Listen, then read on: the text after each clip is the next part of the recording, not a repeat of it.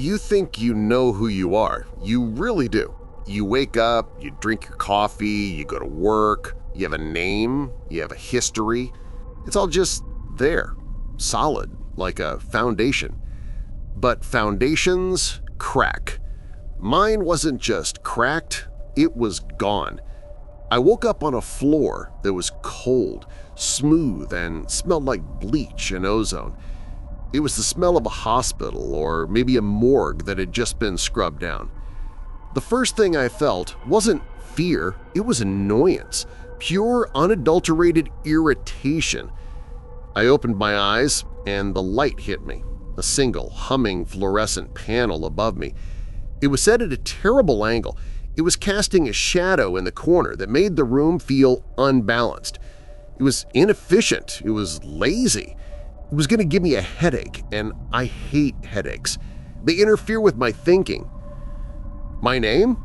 Gone. Just poof. You know that feeling when a word is right on the tip of your tongue? It was like that, but for my entire life. I sat up. My joints popped. I'm 49 years old. How did I know that? I just did. It was a fact, like the fact that concrete cures better in humidity. I also knew I was an architect. My hands, as I looked at them, they understood angles. They were steady, pale, careful hands. They knew how to hold a T-square, how to calculate load-bearing stress, how to carve space out of nothing. I had a sudden, desperate urge to build something, to fix that lighting panel, to control the space around me. Because right now, the space was controlling me, and that made my skin crawl. I stood up and looked around. The room was a perfect cube of polished concrete, no windows, one heavy steel door with no handle. It was brutalist, but without the style. My goal right then was simple: find out who I am, and more importantly, find out who was arrogant enough to put me here. How build something this lazy, this artless? The seams in the concrete were visible, the finish was uneven. That's when the anger came. I hate not being in control. I mean, I really, truly hate it. It's this physical thing, a crawling in my gut like swallowing a handful of screws. The idea of someone else holding the keys, of me being a passenger in someone else's design, it's worse than any fear of pain. It's the fear of being insignificant, of being a mouse in a maze. I paced the room, 12 steps by 12 steps, a perfect square. Predictable, boring. Then I saw it. The room wasn't entirely empty. In the exact center, there was a small steel table. It was bolted to the floor. I checked. Solid. On it sat a file, a simple manila folder, and my hands were shaking as I reached for it. Not from fear, but from rage. I was furious that someone was scripting this. I was furious that I was expected to play along. I opened the file. There was no name, just a single sheet of paper with a number typed in the center. Subject 1. And under it, a blueprint. I should have been confused. I should have been terrified. A normal person would be hyperventilating right now. But I wasn't. I just understood it. I looked at that blue paper with the white lines, and I felt a sense of calm wash over me. Every line, every notation. It was a schematic of the room I was in and of a hallway outside it. I saw the pressure plate under the door. I saw the gas nozzle hidden in the ventilation grill. I saw the locking mechanism. It was a complex, beautiful, perfect design, much better than the actual construction of this room. I knew every inch of it. I knew it because the handwriting, the precise, meticulous, sadistic handwriting in the margins was my own. My first thought was, this is a test. Someone found my work, my designs, and they were testing me. Or maybe they were testing the design itself to see if it actually worked. Either way, I was the one with the blueprint. I had the answer key. I was still in control. I ran my finger over the paper. The ink was specific. The notation for the pressure plate required a specific load variance. I studied the schematic for the door, a simple pressure plate, as I'd seen. But my notes indicated it was a bypass. You put exactly 1.5 kilograms, I knew the unit, don't ask me how, it was just wired into my brain, on the plate, and the door lock retracts. Anything else? Gas. The note even specified the chemical composition, a neurotoxin mix. Clever. Efficient. My pulse was thrumming, not with fear, but with appreciation. It was a good trap, a smart trap. I looked around the room for something to use. I took off one of my shoes. It was a black Oxford, expensive leather. It felt solid, well made. I weighed it in my hand, maybe 0.8 kilograms. Not enough. If I put this on the plate and it was too light, the gas would trigger. I couldn't risk being wrong. I looked in the cot in the corner. I ripped the thin mattress cover off, bundled it up. It was light, maybe another 0.3. Still not enough. I needed more weight. I hesitated. The only other thing I had was the file, the blueprint. No, I wouldn't risk that. The blueprint was my map. It was my Bible. I paced again. What else? My other shoe? No, that would just double it to 1.6, maybe more. Too heavy. Precision matters. In architecture, if you're off by a fraction, the building falls down. Here, if I'm off by a fraction, I die. I went to the corner of the room where the shadows were deepest. I knelt down and ran my hand over the floor. Ah, there. A loose bit of concrete rubble clearly left by sloppy contractors who didn't sweep up before sealing the room. Annoying, unprofessional, but useful. I waited. It felt about right to make up the difference. I bundled it with my shoe and the sheet. I walked to the door. I located the pressure plate. It was subtle, just a slight discoloration in the floor tile. I took a breath. I placed the bundle down. Click! The sound was as clean and satisfying as a new pen touching paper. The heavy steel door slid open with a whisper-quiet hydraulic hiss. I smiled. A real, genuine smile. See? I built this. I can unbuild it. I stepped out into a hallway just as polished, just as cold. The blueprint showed a long corridor with 3 doors. My note said 2 were traps, 1 was the way forward. The hallway was long, narrow, and lit by the same headache-inducing strip lights. It smelled different out here. Under the bleach, there was something else. Something coppery. Something old. The blueprint in my hand was damp with my sweat now. I held it up to the light. According to the drawing, the first challenge was coming up in 10 feet. The blueprint called it the Purifier. It was a simple, elegant, pressure-sensitive floor panel that spanned the entire width of the corridor. You couldn't step around it. You had to deactivate it or trigger it. My notes, my own handwriting, said it was designed to cleanse the space. I stopped just before the panel.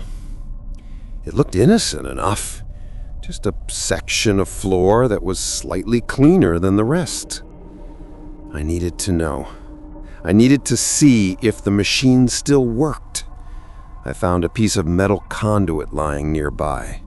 Part of the test, I assumed. A test of tool usage. I picked it up. It was heavy, rusted iron. I tossed it onto the panel. There wasn't a sound. No bang, no snap of a bear trap. Just a flash of white-hot light from the ceiling that lasted less than a second. It was so bright, it left spots in my vision. When I blinked them away, the conduit was gone. Not burned, not melted into slag, it was just gone. Vaporized. A scorched smell filled the air like ozone and burnt hair. I stared at the clean, unmarked floor panel. The efficiency was breathtaking. It was beautiful. And for the first time, a cold little worm of something awful squirmed in my stomach. What was this for? Who needs a trap that clean? Why would I design this? I followed the blueprint to the bypass switch, hidden behind a loose panel in the wall. I deactivated the purifier with a trembling hand. My confidence was gone, replaced by this humming electric caution. I wasn't just walking through a building, I was walking through someone's mind. And I was starting to think it was a very, very sick mind. I was walking through my own mind, and it was a slaughterhouse. The blueprint led me to a door marked Observation 3B. It was unlocked. I pushed it open. This room was different. It was dark. One wall was a sheet of dark glass, a one-way mirror. I knew immediately that I was on the watching side. I pressed my face to the glass. It looked into a small room, almost like a child's bedroom. It was decorated with faded wallpaper featuring cartoon rabbits holding balloons. There was a small, broken wooden chair in the corner. And in the middle of the floor, a dark, rust-colored stain. It was huge. It had soaked into the floorboards. Somebody bled out here. A lot of blood. A small body. And then I heard it. It wasn't a live sound. It was an echo, a recording. It triggered when I entered the room. A child, a little girl, maybe 7 or 8, sobbing. The sound was coming from a high-fidelity speaker mounted in the ceiling. "Please," the little voice whispered, terrified and exhausted. "Please, I did what you said. I solved the puzzle. Let me out. It's dark." I recoiled from the glass like I'd been burned. My heart was trying to hammer its way out of my chest. I backed up until I hit the wall. This wasn't a test. This wasn't an architect's abstract design. This was a theater. This was a torture chamber. And the little girl's voice, it sounded so familiar. Why did it sound so familiar? It scratched at the back of my brain, trying to unlock a door I didn't want to open. I had to get out. I ran back to the blueprint, my hands shaking so hard I could barely read the lines. "Who built this?" I whispered to the empty room. "Who is this monster?" But I already knew the handwriting. I knew the penmanship. I knew the mind that thought up the rabbit wallpaper to maximize the psychological distress. I followed the map, stumbling, my mind just a blank buzz of that little girl's voice. I wasn't admiring the design anymore. I was terrified of it. Every corner felt sharp. Every shadow felt like it was hiding teeth. The blueprint led me down a service corridor, up a flight of narrow metal stairs, and into a room that was obviously the heart of this place, a control room. This was the point of no return. I knew it. The room was circular, lined with dozens of dark monitors. In the center was a single chair, facing the screens. It was a leather executive chair. A throne. I stepped towards the console. I had to know. I had to see the monster who sat here. I looked for a power switch, a keyboard, anything. But I didn't need it. As I got close, the motion sensors picked me up. One of the monitors flickered to life. It was security footage. It was the room I was just in, Observation 3B. I saw myself on the screen. A grainy black and white figure pressing my face against the glass. I watched myself jump back in horror. It was a live feed. Then the camera feed changed. It was an archive file. The timestamp was 3 years ago. The room wasn't empty. The little girl was there. She was crying, curled up in a ball on the floor. And in the control room, sitting in the very chair I was standing next to, was a man. He was watching her. Just watching. He had a notebook in his hand. He was taking notes on her terror. He turned his head, just slightly, as if he was listening to something, and I saw his face. It was me. I was 49 years old. I was an architect. I was wearing a perfect, expensive charcoal suit, and I was smiling. Not a happy smile. A cold, thin, satisfied smile. I didn't move. I just shattered. My name is Ronald. The little girl was Leah. I remembered the wallpaper. I picked it out myself because I knew she liked rabbits. I remember the satisfaction of watching her figure out the puzzles, the godlike thrill of having her tiny life in my hands. The blueprints weren't a test. They were my trophies. It all came back in a flood. The faces, the begging, the perfect, meticulous planning, the absolute control. I wasn't the victim. I was the spider. My mind snapped back to the present. I wasn't that man anymore. I was subject one. I was the mouse. That was the one thought that cut through the horror. I am not in control. Someone else is running this show now. I had to escape. I was the architect. I knew this place. I built a fail-safe, a private exit. I always built a private exit in case the authorities ever came close. I grabbed the blueprint. My hands knew the way. I ran from the control room, my heart a trapped bird. Down the service corridor, past the purifier, to a section of blank concrete wall. My notes, my own handwriting pointed to it.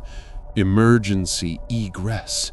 I clawed at the wall, feeling for the seam I knew was there. I found it, pressed the hidden switch. A panel slid open.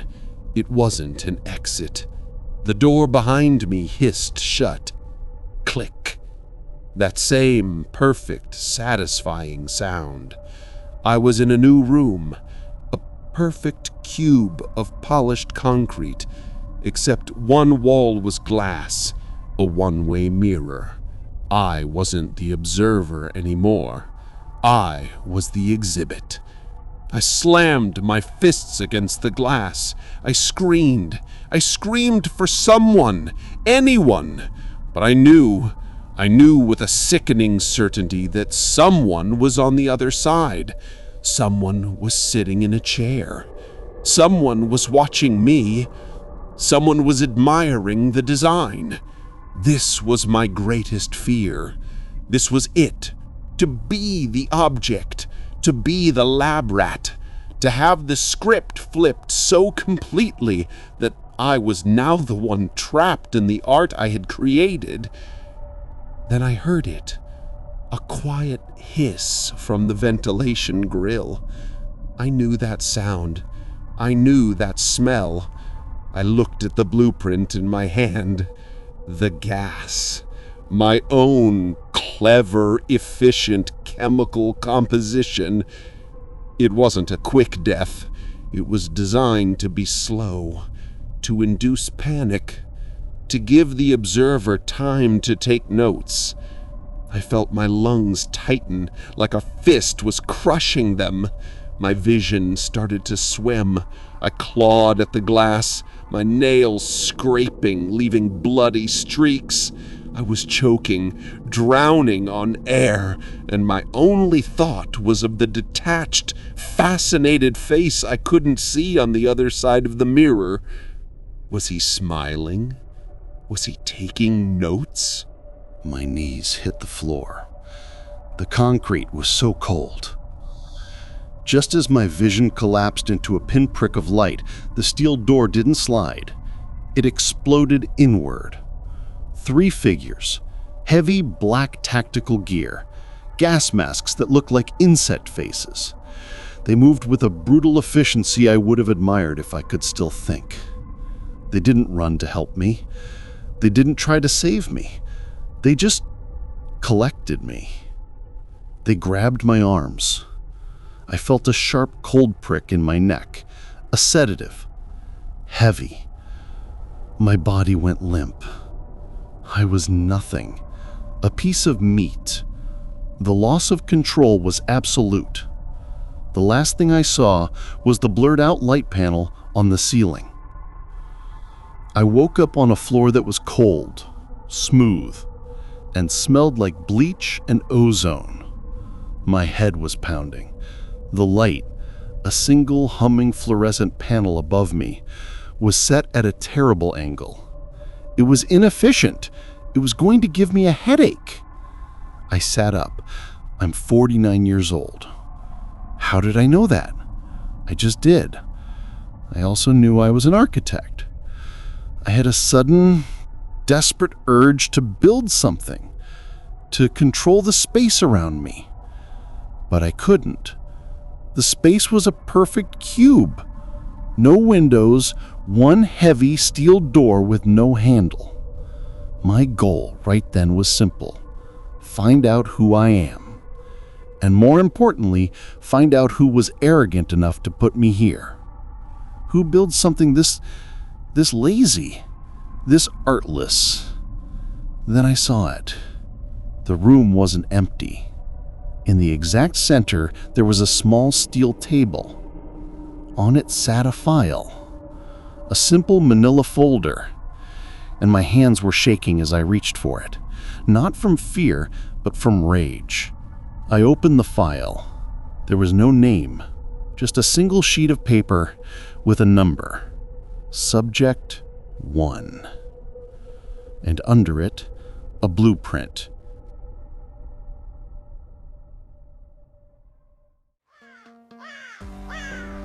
Did that story make your skin crawl?